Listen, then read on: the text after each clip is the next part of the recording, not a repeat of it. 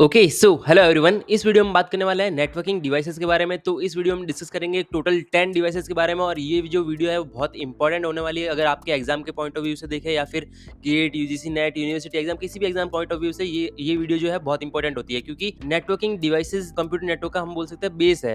ठीक है, उनमें ही सारा प्रोटोकॉल्स काम करता है, उनमें ही सारी चीजें आती है। तो इस वीडियो में डिस्कस करेंगे केबल्स क्या होती है, रिपीटर्स क्या होता है, हब्स क्या होता है, ब्रिजेस, स्विचेस, राउटर, फिर सिक्योरिटी डिवाइसेस में गेटवेज क्या होता है, फायरवॉल्स, आईडीएस, मॉडेम, ये सब क्या होता है, इन सब के बारे में डिटेल में डिस्कस करेंगे। तो शुरू करते हैं और सबसे पहले बात करते हैं कि इसका सबसे पहले तो पर्पस क्या है। पर्पस यही है कि जो हम हमारी डेली लाइफ में जो डिवाइसेस यूज करते हैं जैसे वाईफाई हो गया, राउटर हो गया, मॉडेम वगैरह ये सब यूज करते हैं, तो इन सबको पर्पस यही है कि हम आसानी से कम्युनिकेट कर सकें उन डिवाइसेस के थ्रू। ठीक है, इंटरनेट एक्सेस कर सके, कम्युनिकेट कर सके, यही इसका पर्पस है नेटवर्किंग डिवाइसेस का। तो इस स्लाइड में बस इनके बारे में थोड़ा थोड़ा एक्सप्लेन करूंगा और इनके बारे में डिटेल में इस वीडियो में आगे जानेंगे हम। तो नेटवर्क डिवाइसेस जो है उनको हमने कैटेगराइज कर रखा है, यानी कि कुछ कैटेगरीज में बांट रखा है। जैसे कि कुछ डिवाइसेस है वो प्योर हार्डवेयर होते हैं और कुछ कुछ डिवाइसेस जो है हार्डवेयर और सॉफ्टवेयर दोनों का कॉम्बिनेशन होता है। तो इन सब में हमने कैटेगराइज कर रखा है। तो सबसे पहले अगर बात करें तो फिजिकल लेयर, यानी कि जो लेयर 1 के डिवाइसेस है वो कौन कौन से होते हैं, वो होता है केबल्स, रिपीटर्स और हब्स। ये जो डिवाइसेस है वो लेयर 1 के डिवाइसेस है। ये एक प्योर हार्डवेयर डिवाइसेस है, इनमें कोई आईपी एड्रेस का रोल नहीं है, कोई मैक एड्रेस का रोल नहीं है, ये एकदम प्योर हार्डवेयर डिवाइसेस है। फिर बात करें डेटा लिंक लेयर, लेयर 2 की डिवाइसेस, यानी कि ब्रिजेस और स्विचेस। ये क्या है, ये हार्डवेयर प्लस सॉफ्टवेयर दोनों का कॉम्बिनेशन है। क्यों? क्योंकि इसमें मैक एड्रेस भी काम करता है, क्योंकि डेटा लिंक लेयर पे आता है। डेटा लिंक लेयर मतलब मैक एड्रेस। ठीक है, तो मैक एड्रेस इनमें काम करेगा ब्रिजेस और स्विचेस में। फिर है लेयर 3 का डिवाइस, बहुत इंपॉर्टेंट डिवाइस है राउटर। राउटर भी क्या है, राउटर भी हार्डवेयर प्लस सॉफ्टवेयर दोनों का कॉम्बिनेशन है। और लेयर 3 मतलब ये मैक एड्रेस के साथ साथ आईपी एड्रेस भी एक्सेस कर सकता है। तो ये राउटर यानी कि लेयर 3 का डिवाइस है। फिर अगर हम देखें तो कुछ डिवाइसेस आते हैं हमारे पास सिक्योरिटी डिवाइसेस और कुछ स्पेशल डिवाइसेस होता है हमारे पास। जैसे स्पेशल डिवाइसेस में गेटवे होता है, गेटवे के अंदर ही फायरवॉल आती है। ठीक है, तो सिक्योरिटी डिवाइस में अगर हम देखें तो फायरवॉल और आईडीएस। आईडीएस क्या है, इंट्रूशन डिटेक्शन सिस्टम है। और गेटवे क्या है, गेटवे है मतलब डिवाइस नहीं है, ये एक कॉन्सेप्ट कह सकते हैं इसको अपन, उसमें हम फायरवॉल यूज करते हैं। फिर मॉडेम, मॉडेम क्या करता है, मॉडेम जो है डिजिटल सिग्नल को एनालॉग में और एनालॉग को डिजिटल सिग्नल में कन्वर्ट करता है, यानी कि मॉड्यूलेटर और डीमॉड्यूलेटर के जैसे काम करता है। तो ये जो है ये सिक्योरिटी डिवाइसेस और स्पेशल डिवाइसेस है। तो और अगर हम इनके बारे में अगर एक छोटी सी डेफिनेशन के तौर पे देखें तो केबल्स जो है वो दो डिवाइस को कनेक्ट करने में काम आती है। रिपीटर जो है वो सिग्नल की स्ट्रेंथ को बूस्ट करने में काम आता है। हब्स क्या है, हब्स रिपीटर्स ही है, बट रिपीटर्स में क्या दो पोर्ट है और हब्स में बहुत सारे मल्टीपल पोर्ट है। फिर ब्रिजेस, ब्रिजेस तो है लेंस को कनेक्ट करने का काम आता है। दो डिफरेंट लेंस है, उनको कनेक्ट करने का काम आता है ब्रिज। बस इसमें भी दो पोर्ट है। तो स्विचेस में क्या कर दिया हमने, स्विच भी ब्रिज ही है बट वहाँ पे हमने पोर्ट्स की नंबर ऑफ पोर्ट्स बढ़ा दिए। और राउटर को हम करते हैं इंटरनेट एक्सेस करने के लिए। तो ये कुछ इसकी छोटी छोटी एक्सप्लेनेशन हो गई। अगर हम डिटेल में बात करें तो सबसे पहला हमारे पास डिवाइस आता है केबल्स। केबल्स क्या है, केबल्स जैसा कि हमने पहले भी बात करी कि फिजिकल लेयर लेयर 1 का डिवाइस है। तो केबल्स में कुछ सारी केबल्स हमारे पास आती है। जैसे सबसे पहले अगर बात करें तो एसटीपी यूटीपी केबल, यानी कि unshielded shielded twister pair cable. ये दो केबल होती है हमारे पास, जिसमें कॉमन टाइप क्या है, 10 बेस टी, 100 बेस टी। अब अगर आपके टर्म अगर क्वेश्चन एग्जाम में ऐसा आता था 10 बेस टी लिखा हुआ, 100 बेस टी लिखा हुआ, तो इसका मतलब क्या है सबसे पहले तो इसका अगर हम फॉर्मेट देखें तो 10 सबसे पहले क्या है, 10 या फिर 100 लिखा हुआ है। तो 10 बेस टी, 10 का मतलब यहाँ पे है कि कितने एमबीपीएस की स्पीड है, यानी कि 10 मेगाबिट्स पर सेकंड। यहाँ पे 10 मेगाबिट्स पर सेकंड की स्पीड है 10 बेस टी में, और 100 बेस टी में 100 मेगाबिट्स पर सेकंड की स्पीड है। फिर बेस बैंड और ब्रॉडबैंड, हमारे पास दो चीजें आती है कंप्यूटर नेटवर्क्स के अंदर। तो बेस बैंड का सिंपल मतलब है वन सिग्नल एट ए टाइम, यानी कि जैसे एक केबल है उसी के अंदर एक ही सिग्नल एक टाइम पे रन कर सकता है। अगर दूसरा सिग्नल अगर रन करेगा तो वहाँ पे कॉलिजन हो जाएगी। तो बेस बैंड का मतलब होता है वन सिग्नल एट ए टाइम, और ब्रॉडबैंड का मतलब होता है कि बहुत सारे सिग्नल पैरेलल भी चल सकते हैं। तो ये बेस बैंड और ब्रॉडबैंड का फंडा होता है। फिर बात करते हैं 10 बेस टी। यहाँ पे टी क्या है, टी का मतलब है यहाँ पे 100, यानी कि मैक्सिमम डिस्टेंस कितनी कवर कर रहा है, 10 मेगाबिट्स पर सेकंड। बेस का मतलब वन सिग्नल एट ए टाइम, टी का मतलब है 100, यानी कि 100 मीटर्स। जो सिग्नल जो हमारा है वो 100 मीटर तक चलेगा, उसके बाद उसकी जो स्ट्रेंथ है वो डिक्रीज हो जाएगी। यहाँ की यानी कि डिक्रीज होने को हम क्या बोलते हैं, डिक्रीज होने को हम बोलते हैं अटेन्यूएशन। उसमें अटेन्यूएशन आ जाएगी, 100 मीटर्स के बाद अटेन्यूएशन आ जाएगी। 10 बेस टी और 100 बेस टी, यानी कि टी का मतलब है 100 मीटर्स। अगर इसमें बात करें सिग्नल टाइप क्या होता है, इसमें इलेक्ट्रिकल सिग्नल मूव होता है। डिस्टेंस लिमिटेशन जो है 100 मीटर तक की होती है, उसके बाद अटेन्यूएशन आ जाएगी, यानी कि सिग्नल अपना वीक हो जाएगा। फिर इसका अगर हम देखें तो कॉमन यूज कहाँ पे करते हैं, यहाँ पे हम इथरनेट लेंस में करते हैं, टोकन रिंग टोकन बस में करते हैं। तो ये सारा कुछ इसका कॉमन यूज देख सकते हैं हम। फिर अगर हम नेक्स्ट बात करते हैं, नेक्स्ट हमारे पास आती है कोएक्सियल केबल। कोएक्सियल केबल में क्या क्या टाइप्स होते हैं, 10 बेस 2, 10 बेस 5, मतलब अभी और भी बहुत कुछ आता है, बट अगर हम समझने के लिए देखें तो ये सारे टाइप्स होते हैं। अब यहाँ पे बाकी सारी चीजें तो सेम ही है। जैसे 10 का मतलब है 10 मेगाबिट्स पर सेकंड, फिर बेस का मतलब है कि वन सिग्नल एट ए टाइम, फिर 2 यहाँ पे लिखा हुआ है तो टू का मतलब क्या है? टू का मतलब है 200 मीटर्स, यानी कि जहाँ पे हमारे हमने देखा कि यूटीपी, एसटीपी केबल्स में 100 मीटर्स पे हमारा सिग्नल जो है उसकी स्ट्रेंथ डिक्रीज़ हो रही थी, यहाँ पे 200 मीटर्स के बाद होगी और 10⁻⁵ में 500 मीटर्स के बाद होगी। ठीक है? तो इसमें भी सिग्नल टाइप कौन-सा है? सिग्नल टाइप है इलेक्ट्रिकल सिग्नल है और इसमें जो कवरेज है वो यूटीपी से ऑब्वियस सी बात है ज़्यादा है। ठीक है? तो ये कोएक्सियल केबल में आता है। फिर बात करते हैं fibre optical cable. Fibre optical cable में क्या होता है कि इसमें सिग्नल टाइप जो है वो लाइट सिग्नल होता है, बाकी दोनों में क्या था? इलेक्ट्रिकल सिग्नल था। अब इसमें कॉमन टाइप क्या होता है? 100 बेस एफएक्स। 100 का मतलब है कि 100 मेगाबिट्स पर सेकंड। ठीक है? अगर इसकी डिस्टेंस देखें तो डिस्टेंस अप्रॉक्स 1.9 किलोमीटर, यानी कि अप्रॉक्स हम बोल सकते हैं कि 2 किलोमीटर तक ये डिस्टेंस कवर कर सकता है, यानी कि 2 किलोमीटर के बाद इसका जो सिग्नल है उसमें अटेन्यूएशन आनी शुरू हो जाएगी। ठीक है? और यहाँ पे अगर हम बात करें 100 का मतलब है 100 मेगाबिट्स पर सेकंड, बेस का मतलब 1 सिग्नल एट अ टाइम और एफएक्स का मतलब है फाइबर चैनल। ठीक है? तो ये था केबल्स के बारे में। अब अगर हम बात करें इसके की पॉइंट्स के बारे में केबल्स के, तो सबसे पहला की पॉइंट आता है कि अटेन्यूएशन। हमने एक वर्ड देखा, अटेन्यूएशन क्या है? अटेन्यूएशन उसी को बोलते हैं जिसमें हमारा सिग्नल जो है एक डिस्टेंस तय करने के बाद में वो वीक होने लग जाएगा। Signal weakening after travelling a specific distance. ठीक है? अब maximum possible number of collision क्या है? यानी कि सारे डिवाइसेस ने एक साथ इन डेटा भेजना शुरू कर दिया। तो हमारे हमने देखा कि बेस बैंड है ना, तो एक ही सिग्नल एक टाइम पे रन कर सकता है। तो अगर सारे डिवाइसेस ने एक साथ भेजना शुरू कर दिया तो वहाँ पे नंबर ऑफ कॉलिजन कितनी होगी? जैसे नंबर ऑफ डिवाइसेस 4 है तो नंबर ऑफ कॉलिजन भी 4 हो गए हमारे पास, क्योंकि यहाँ पे n क्या है? n है नंबर ऑफ डिवाइसेस। फिर आती है बात फ़िल्टरिंग की। फ़िल्टरिंग क्या होता है? फ़िल्टरिंग सबसे पहले अगर आप यहाँ देखें तो डायग्राम में समझिए। ठीक है? अगर A को मान लीजिए C के पास कोई मैसेज भेजना है, तो वो क्या C के पास तक ही जाएगा मैसेज? नहीं, वो मैसेज D के पोर्ट तक भी जाएगा, B के पोर्ट तक भी जाएगा। क्यों? क्योंकि केबल्स क्या है? केबल्स प्योर हार्डवेयर है हमारे पास, यहाँ पे कोई सॉफ्टवेयर इंक्लूडेड नहीं है। तो केबल्स किसी भी सिग्नल को रोक नहीं सकती है, तो यहाँ पे फ़िल्टर नहीं कर सकती है cables. Cables can not filter the data, क्योंकि ये प्योर हार्डवेयर है, इसमें कोई सॉफ्टवेयर कैपेबिलिटी नहीं है जो इसको मदद करे कि हाँ, सी तक ही अपने को पहुँचाना है मैसेज, डी के तक नहीं पहुँचाना, वो एक डिसाइड कर ही नहीं सकती, ये तो प्योर हार्डवेयर है ना। अब नेक्स्ट बात करते हैं हम रिपीटर के बारे में। रिपीटर क्या है? रिपीटर भी लेयर 1 डिवाइस, यानी कि ये भी फिजिकल लेयर पे काम करता है और ये भी प्योर हार्डवेयर डिवाइस है, यानी कि इसमें भी कोई सॉफ्टवेयर इंक्लूडेड नहीं है। फिर अगर बात करें तो ये 2 पोर्ट डिवाइस है, मतलब कि इसमें 2 पोर्ट्स होते हैं, 2 केबल्स इसमें इंसर्ट हो सकती है। ठीक है? अब अगर हम बात करें कि रिपीटर्स काम क्या करते हैं, रिपीटर्स किस काम में, किस यूज़ में आते हैं, तो जब हमने देखा कि केबल्स में जो थे कि कुछ डिस्टेंस तय करने के बाद सिग्नल जो है उसकी स्ट्रेंथ वीक हो रही थी। ठीक है? जब जैसे कि 500 मीटर, 200 मीटर, 100 मीटर के बाद जो सिग्नल की स्ट्रेंथ जो है वो वीक हो रही थी। तो यहाँ पे रिपीटर क्या करेगा? रिपीटर में हम वो केबल जैसे जहाँ पे 200 मीटर पे एंड हो रही है, तो वहाँ पे हम रिपीटर कनेक्ट कर देंगे। रिपीटर क्या करेगा? जहाँ जैसे ही वो सिग्नल की स्ट्रेंथ वीक होगी, उस सिग्नल को वापस रीजनरेट कर देगा। ठीक है? तो अब आप ये पूछोगे कि एम्पलीफायर भी तो सेम काम करता है, एम्पलीफायर भी तो सिग्नल की स्ट्रेंथ को बढ़ाता है। यहाँ पे एम्पलीफायर और रिपीटर में डिफरेंस ये है कि एम्पलीफायर जो है वो जैसे मान लीजिए कोई सिग्नल की स्ट्रेंथ है x है, ठीक है? तो रिपीटर उसको रीजनरेट करके वापस x में ही कन्वर्ट करेगा। ठीक है? बट एम्पलीफायर क्या करेगा? एम्पलीफायर उसको 2x या 4x कर देगा, उसको बढ़ा देगा, उसको ज़्यादा ही एम्पलीफाई कर देगा। तो ये डिफरेंस है एम्पलीफायर और रिपीटर के बीच में। ठीक है? तो यहाँ पे रिपीटर क्या करता है? रिपीटर सिग्नल की स्ट्रेंथ को बूस्ट करता है। अगर हम बात करें डिस्टेंस एक्सटेंशन, यानी कि जब हमारे पास बात करें कि जब 200 मीटर 10⁻² की हम बात कर रहे हैं केबल की यहाँ पे, तो जब हमारे पास एक केबल 200 मीटर की है तो हमें चाहिए कि हमारा सिग्नल जो है वो 400 मीटर तक जाए, 500 मीटर तक जाए। तो हम क्या करेंगे? जैसे एक केबल हमारे पास है, उसको हमने एक रिपीटर से कनेक्ट किया 200 मीटर को, जैसा हमें डायग्राम में दिख रहा है, 200 मीटर केबल को हमने फर्स्ट पोर्ट में कनेक्ट किया रिपीटर की, फिर जो दूसरी 200 मीटर की केबल है उसको हमने सेकंड पोर्ट में कनेक्ट किया रिपीटर की।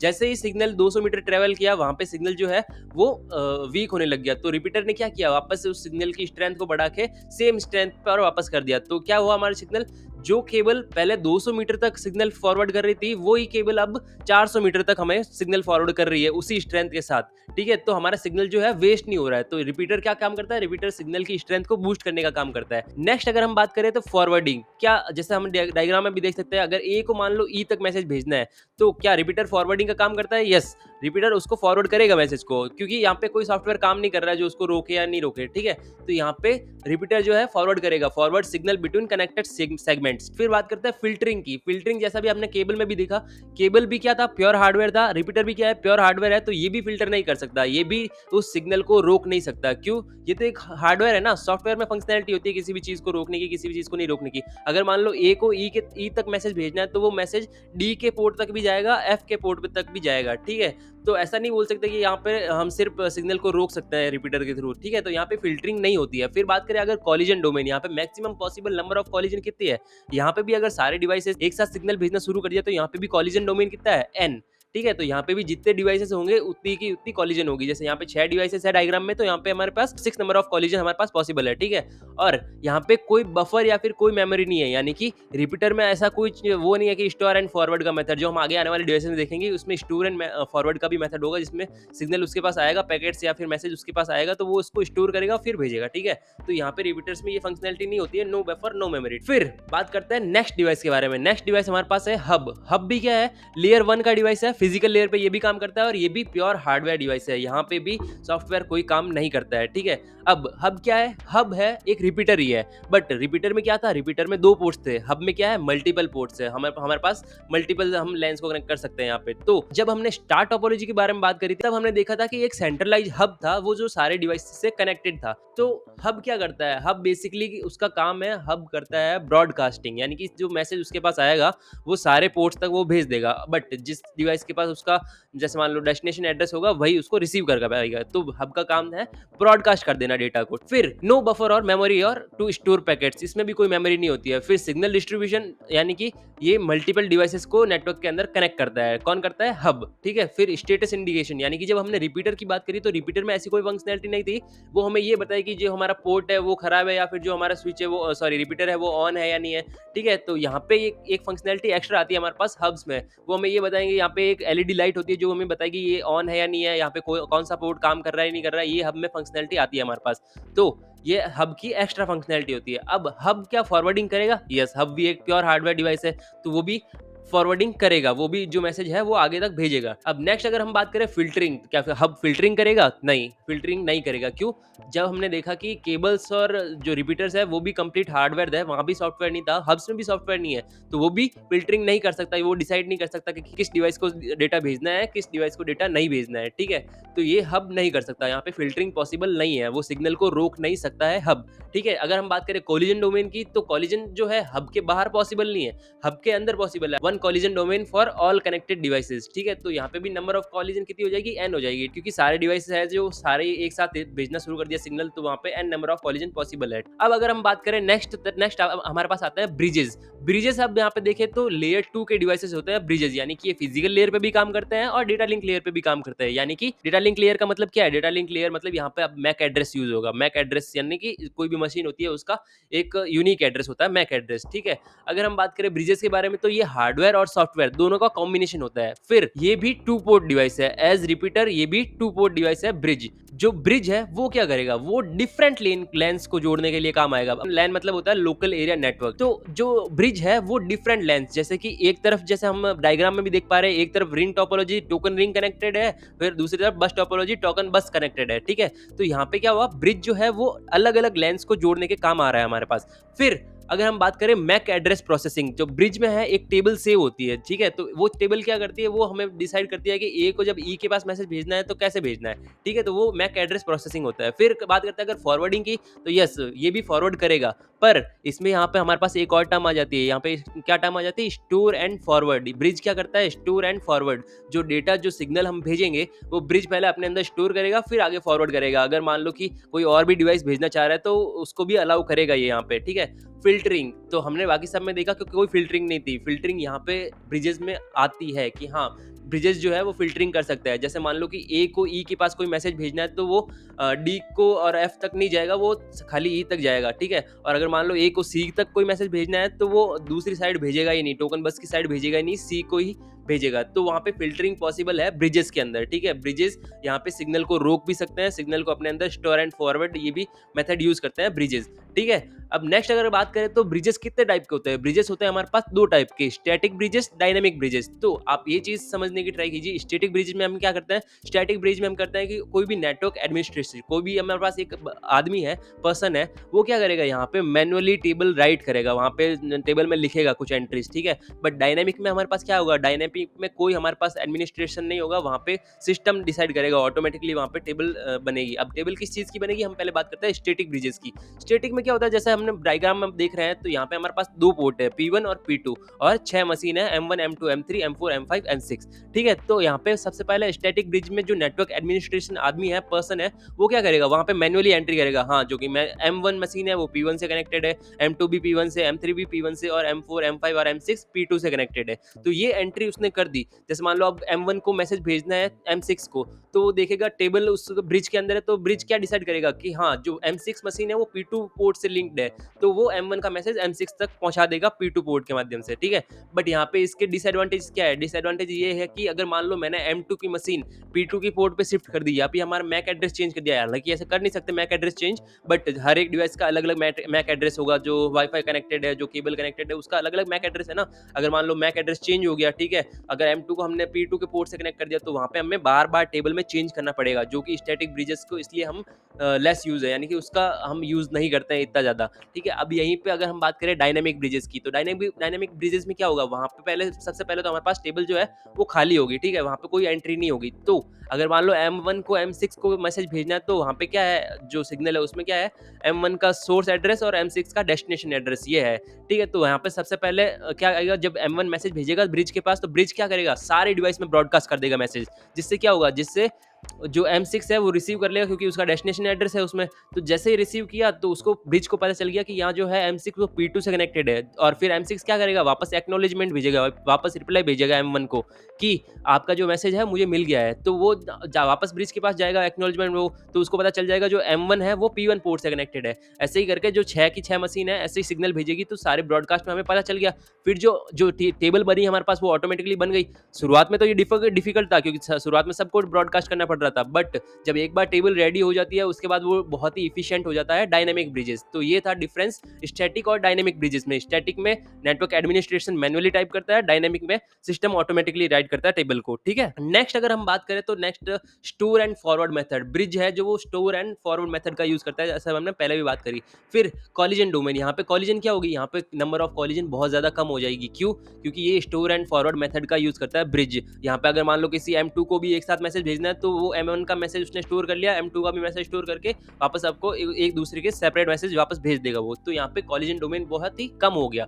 फिर अगर हम बात करें, तो हमारे पास एक इंपॉर्टेंट डिवाइस आता है स्विच। स्विच क्या है, स्विच भी लेयर 2 डिवाइस है, और ये भी क्या है, ये भी हार्डवेयर और सॉफ्टवेयर का कॉम्बिनेशन है, ठीक है? अब जैसा हमने रिपीटर में देखा कि रिपीटर क्या था, 2 पोर्ट का डिवाइस था, वैसे ही ब्रिज क्या था, ब्रिज भी 2 पोर्ट का डिवाइस था, बट जो हब था वो मल्टीपोर्ट रिपीटर था, और जो स्विच है वो मल्टीपोर्ट ब्रिज है, ठीक है? सेम काम ही है, बट मल्टीपोर्ट हो गए, यहाँ पे पोर्ट्स हमने बढ़ा दिए। फिर क्या है, कनेक्ट्स मल्टीपल डिवाइसेज। अभी जो स्विच है, स्विच जो है हमारे पास बहुत सारे multiple devices, router, PC, cameras, firewalls, phone, printer, जैसा हमें डायग्राम में दिख रहा है, बहुत सारे मल्टीपल डिवाइसेज को कनेक्ट कर सकता है स्विचेस। तो बहुत ही इंपॉर्टेंट डिवाइस हो जाता है हमारे पास स्विचेस हियर। फिर network access provides connection point between end devices and routers. Routers और जो सारे एंड डिवाइसेज है, पीसी, आईपी कैमरा, इन सब के बीच में नेटवर्क एक्सेस प्रोवाइड करवाता है स्विचेस, ठीक है? तो जैसे अगर आप कोई ऑफिस में भी काम करते होंगे, तो अगर आप वाईफाई यूज कर रहे हो, तो जो राउटर है वो भी स्विच से कनेक्टेड है। पहले स्विच से कनेक्टेड है राउटर, फिर आप वो नेट यूज कर सकते हो उसका, ठीक है? तो वहाँ पे भी आपने स्विच देखा होगा। अब स्विच में एक नेक्स्ट फंक्शनैलिटी और आती है फुल डुप्लेक्स, यानी कि ये साइमल्टेनियस कम्युनिकेशन को अनेबल करता है। जैसे मान लो एक डिवाइस को दूसरे डिवाइस तक मैसेज भेजना है, तो सेम टाइम पे दूसरा डिवाइस भी उससे फर्स्ट डिवाइस तक मैसेज भेज सकता है, साइमल्टेनियसली रन करेंगे। तो यहाँ पे इस वजह से क्या होगा, फुल डुप्लेक्स होने की वजह से कॉलिजन डोमेन है वो जीरो हो गया। यहाँ पे कॉलिजन डोमेन क्यों जीरो हो गया, क्योंकि यहाँ पे ये फुल डुप्लेक्स है, स्विच जो है फुल डुप्लेक्स है। नेक्स्ट अगर हम बात करें राउटर्स के बारे में, राउटर्स बहुत ही इंपॉर्टेंट डिवाइस यहाँ पर हमारे पास आ जाता है। राउटर क्या है, राउटर जो है वो नेटवर्क लेयर पे काम करता है, ये जो है वो लेयर 3 का डिवाइस है, ठीक है? अब यहाँ पे ये भी हार्डवेयर और सॉफ्टवेयर दोनों का कॉम्बिनेशन डिवाइस है। इसमें क्या होगा, नेटवर्क लेयर में क्या होगा, जब हमने देखा स्विचेस और ब्रिजेस की बात करी हमने, तो वो मैक एड्रेस पे काम कर रहे थे, बट जो राउटर है वो नेटवर्क लेयर यानी कि आईपी एड्रेस और मैक एड्रेस दोनों पे काम करेगा। वहाँ पे कुछ हम टेबल तैयार कर रहे थे, यहाँ पे जो हम टेबल बनाएंगे वो राउटिंग टेबल होगी, जो क्या करेगी, नेटवर्क इन्फॉर्मेशन कनेक्ट करेगी फॉरवर्डिंग करने के लिए, ठीक है?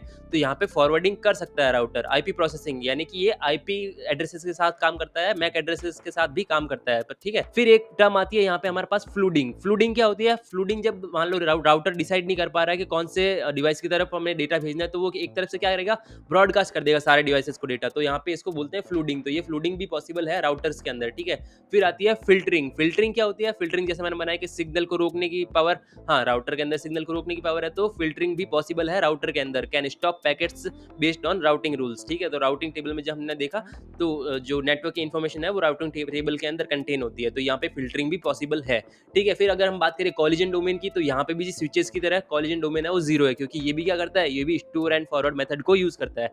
फिर इसमें कुछ राउटिंग प्रोटोकॉल्स आते हैं जिनके बारे में हम डिटेल में बहुत ही अच्छे से बात करेंगे आने वाले वीडियोज़ में, जैसे कि यहाँ पे RIP routing information protocol, distance vector routing protocol और भी बहुत सारे एडवांस प्रोटोकॉल आते हैं, तो हम इनके बारे में फर्दर वीडियोज़ में बहुत डिटेल में बात करेंगे, ठीक है? जैसा कि अब हमने 6 मेजर डिवाइसेज़ की बात कर ली है और जो 4 डिवाइस और भी रह गए हैं, गेटवे, फायरवॉल, आईडीएस, ये जो है, अगर इनके बारे में हम शॉर्ट में बोलें तो ये अब गेटवे क्या है? गेटवे एक कॉन्सेप्चुअल टर्म है rather than a device, specific device नहीं है, एक कॉन्सेप्चुअल टर्म है जिसमें क्या आता है, फायरवॉल और सिक्योरिटी डिवाइसेस ये आते हैं। तो फायरवॉल क्या है? फायरवॉल एक सिक्योरिटी डिवाइस है जो हमारा जो नेटवर्क ट्रैफिक है, जब हम वेबसाइट वगैरह कुछ भी वेब यूज़ कर रहे हैं, तो वहाँ पे उसको फ़िल्टर करता है हमारा नेटवर्क ट्रैफिक को, ठीक है? तो ये है फायरवॉल, ठीक है? जो हमारे पीसी को मैलवेयर या फिर वायरस से प्रोटेक्ट करती है फायरवॉल। फिर आईडीएस, आईडीएस क्या है? Intrusion detection system, security system that monitors network for suspicious activity. अगर हमारे पास कुछ सस्पिशियस एक्टिविटी होती है मॉनिटर के अंदर, तो वो नेटवर्क के अंदर उसका ख्याल रखता है आईडीएस। फिर मॉडेम क्या है? जैसे कि हमने पहले भी बात करी, मॉडेम है मॉड्यूलेटर और डीमॉड्यूलेटर की तरह काम करता है। यहाँ पे डिजिटल सिग्नल को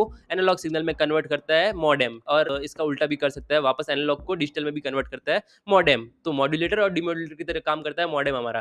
तो ये जो सारे डिवाइसेस हमने देखे, 10 डिवाइसेस की हमने बात करी, ये बहुत ही इंपॉर्टेंट हो जाता है हमारे एग्जाम के पॉइंट ऑफ व्यू से, जो कि गेट, यूजीसी नेट और हमारे जो यूनिवर्सिटी लेवल तक के जो एग्जाम है, उनमें बहुत इंपॉर्टेंट क्वेश्चन इनसे बनते हैं। जैसे नंबर ऑफ कॉलिजन पूछ लिया, फॉरवर्डिंग, फिल्टरिंग, फ्लूडिंग, ये सब के बारे में पूछ लिया। तो इस वीडियो के लिए बस इतना ही, मिलते हैं हम आपको नेक्स्ट वीडियो में, तब तक के लिए बाय बाय।